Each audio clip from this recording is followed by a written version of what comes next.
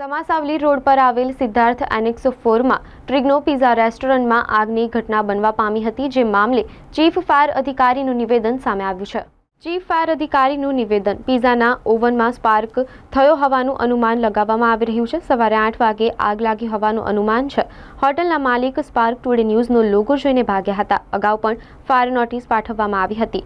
કોઈપણ પ્રકારના ફાયરના સાધનો જોવા મળ્યા ન હતા। અગાઉ પણ નોટિસ ફટકારી છે। નોટિસ આપ્યા બાદ જવાબ માટે સમય આપવામાં આવે છે।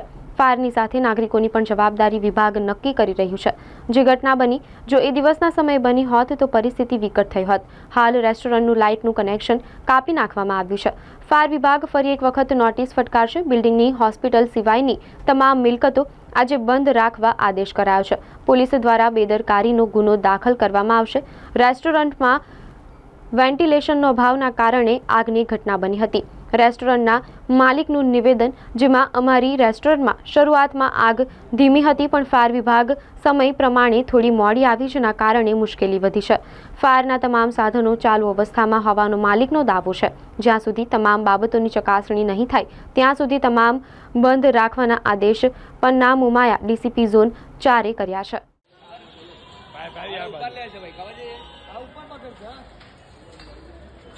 હોસ્પિટલમાં કોઈ છે નહીં, ખબર નહીં।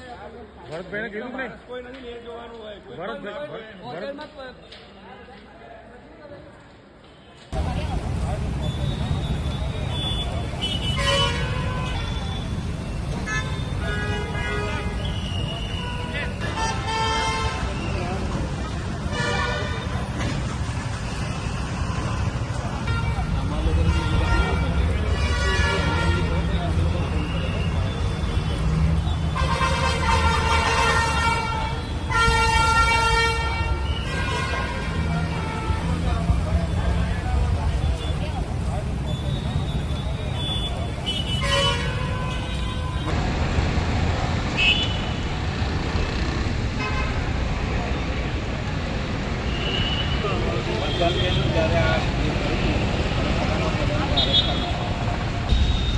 બોલો। Good morning, good morning. ફાયરના નિયમોની અંદર હાઈરાઇઝ જે બિલ્ડિંગ છે તે બિલ્ડિંગની અંદર ફાયર એનઓસી આપેલી છે। સદર સ્થળ પર જે તે સમયે એનઓસી લેતી વખતે પણ આપણે જે પણ અરજદાર હોય છે તેની પાસેથી આપણે લેતા હોઈએ છીએ કે એએમસી લેતા હોઈએ છીએ। જે એએમસી લેવાના કારણે કે જે પણ જગ્યાએ ફાયર ડિપાર્ટમેન્ટ દરેક જગ્યાએ દરેક બિલ્ડિંગની અંદર 24 કલાક સ્ટેન્ડ બાય નહીં રહી શકતું, તો તે જગ્યાએ તે લોકોને પોતે જ કાર્યવાહી કરવાની હોય છે। ત્યાંના જે પણ સિસ્ટમ જેને ઇન્સ્ટોલ કરી હોય છે તે લોકો સિસ્ટમ્સને મેન્ટેનન્સ કરતા હોય છે। એટલે સદર સ્થળ ઉપર પણ આપણે આવીને રેસ્ટોરન્ટ્સને એને નોટિસ આપેલી છે અગાઉ પણ, અને આગળની કાર્યવાહી અત્યારે જે આ ઘટના બની ત્યારે તાત્કાલિક આવીને અમારા જે અહીંયા અધિકારી હતા હર્ષવર્ધન પુવાર સાહેબ, એમની જોડે પણ માહિતી લીધી। એમને જણાવ્યું કે સાહેબ અગાઉ પણ આપણે એમને 1-2 વખત નોટિસો આપેલી છે, પણ તે છતાંય તે લોકોએ કોઈ પૂરતા કરી નથી। એટલે સદર સ્તર પરની આગળની કાર્યવાહી અમે કરીશું। શું કાર્યવાહી કરીશું આપણે? અત્યારે પ્રાથમિક તો એનું બંધ કરવાની આદેશ આપ્યો છે મેં, કે એને તાત્કાલિક રીતે જીબી કનેક્શન કટ કરાવી દો। એટલે એને જીબી કટ કરાવીને બિલ્ડિંગનું ચેક કરી લઈશું। બિલ્ડિંગનું નહીં હોય તો પણ બિલ્ડિંગનું એઝ પર લો, કેમ કે ઉપર હોસ્પિટલ્સ છે એટલે હોસ્પિટલ્સની સિચ્યુએશન શું છે એને ધ્યાને રાખીને પછી એનું બી જીબી કનેક્શન અત્યારે કટ કરાવી દઈશું। સાહેબ એ હું સ્થળ ઉપર હમણાં જ આવ્યો છું। મેં એ જ કીધું પહેલાં કે દરેક અરજદાર પાસેથી આપણે એએમસી લેતા હોઈએ છીએ।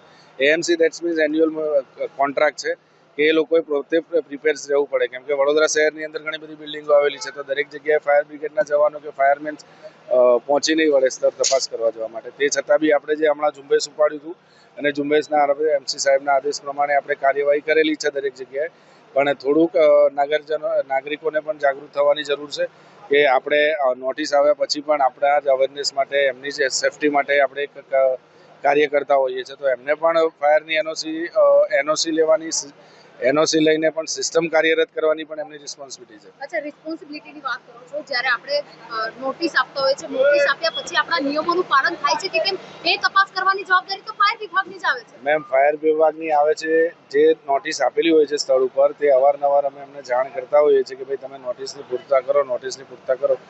એ લોકોની બી રિસ્પોન્સિબિલિટી છે કે આવીને નોટિસની પૂર્તતા કરી લે કે ભાઈ નોટિસ આપણા ત્યાં આવી છે આપણા ત્યાં કોઈ પણ જીઈબી કનેક્શન કે એના માટે આવે છે તો આપણે કેવા તરત જીઈબી નું બિલ ભરવા જતા રહીએ છીએ. નથી કરતા તો આપણે કોઈ કડક પગલાં આપણે લેવા જરૂરી છે ને. કડક પગલાં એટલે આપણે નોટિસ સિવાય બીજું કંઈ ના આપી શકાય. આગળની કાર્યવાહી કોર્પોરેશનમાં અચ્છા, લોકોના જીવ જાય ત્યાં સુધી આપણે કશું કરી ના શકીએ એ પ્રકારનું નિયમો તો ના હોય સાહેબ. નિયમો એવા કોઈ નથી કે જીવ જવાની કોઈ વાત જ નથી. સદર સ્થળ ઉપર જે ઘટના બની હોય છે તે જગ્યાએ ફાયર સિસ્ટમ ઓકે છે કે નહીં એનું કામ છે આપણું. તમે શું માનો છો, ગ્રાઉન્ડ પર કામ કરતા હોય છો તો આ નોટિસ બધા બંધ થવી જોઈએ એવું માનો છો ને ડાયરેક્ટ કાર્યવાહી કરવી જોઈએ? એ હવે અમે અમારા એમસી સાહેબને એક રજૂઆત કરીશું. એ રજૂઆતના આધારે આગળની કાર્યવાહી કોલ કરીશું. મળ્યો હતો ને અત્યારે શું પરિસ્થિતિ છે? વડોદરા ફાયર સર્વિસને કોલ મળ્યો હતો કે રેસ્ટોરન્ટ્સની અંદર ફાયર છે. તે ફાયરની જાણ થતાં ટીપીધેર ફાયર સ્ટેશનમાં હર્ષવર્ધન પુવાર સાહેબ ઘટના સ્થળ પર દોડી આવ્યા હતા અને આગળની કાર્યવાહી કરી હતી અચ્છા, કંટ્રોલ રેસ્ટોરન્ટ કરવાની. માટે ફાયર વિભાગની શું પોલિસી હોય છે, કયા નિયમોનું પાલન કરવાનું હોય છે? એ જ બેન એટલે જ તો નોટિસ આપેલી છે કે એમને શું નિયમોનું પાલન કરવું તેની નોટિસની અંદર પૂરતા કરેલી હોય છે. ડિપેન્ડ ઓફ પ્રિમાઇસીસ એટલે એ પ્રિમાઇસીસને જે પણ અધિકારી સ્થળ તપાસ કરવા આવ્યા હશે તેમને તપાસ કરી હશે અને જે નિયમો જે સિસ્ટમ્સની જરૂર હશે. બિલ્ડિંગની એનઓસી છે પણ તે છતાં બી રેસ્ટોરન્ટ્સના કાર્પેટ એરિયા અલગ હોય છે.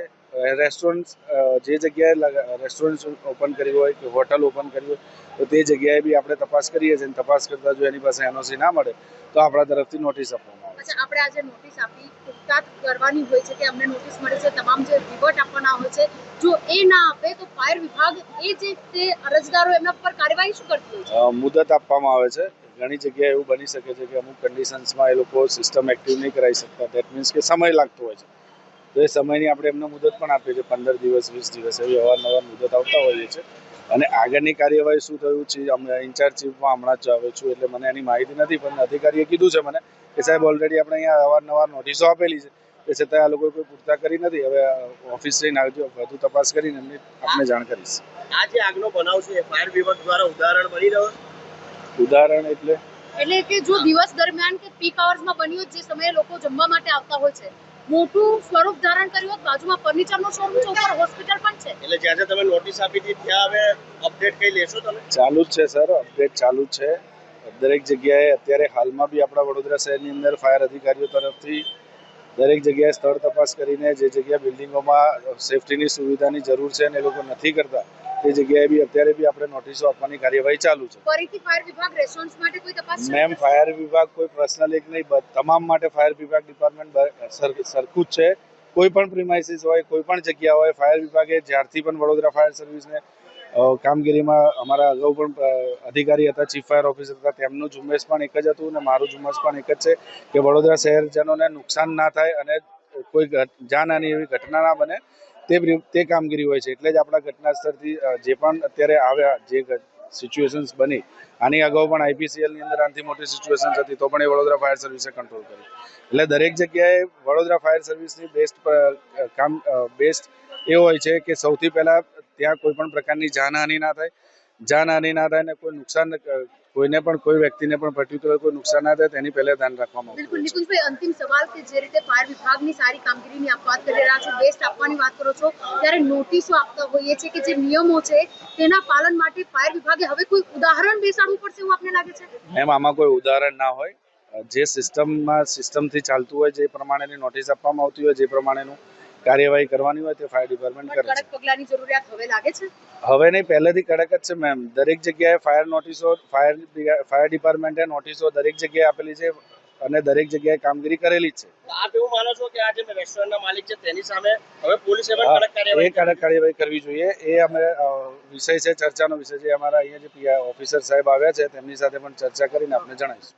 સવારના કંટ્રોલની વર્દીના આધારે ખબર પડી કે આગ લાગેલી છે.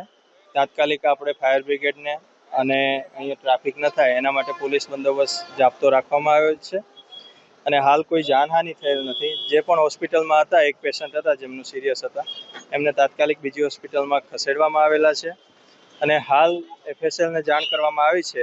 એફએસએલની આગળ તપાસ કરવામાં આવશે.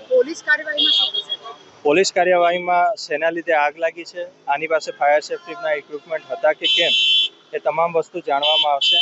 આ કોની માલિકીનું છે એ પણ જાણવામાં આવશે અને આગળની કાર્યવાહી કરવામાં આવશે. માલિક વિરુદ્ધ ગુનો નોંધવામાં આવશે? જી. કયા એક્ટ હેઠળ કયો ગુનો નોંધાઈ શકે છે? આનામાં બેદરકારી. જી. શું કહેશો ફાયર સેફટી નથી એમ શું કહેશો આપણો રેસ્ટોરન્ટની અંદર આગ લાગી છે શું કહેશો ફાયર સેફટી નથી એમ શું કહેશો આપણો રેસ્ટોરન્ટની અંદર આગ લાગી છે એમ શું કહેશો આપણા રેસ્ટોરન્ટની આગ લાગી એમ શું કહેશો આપ જુઓ કે જે પ્રકારે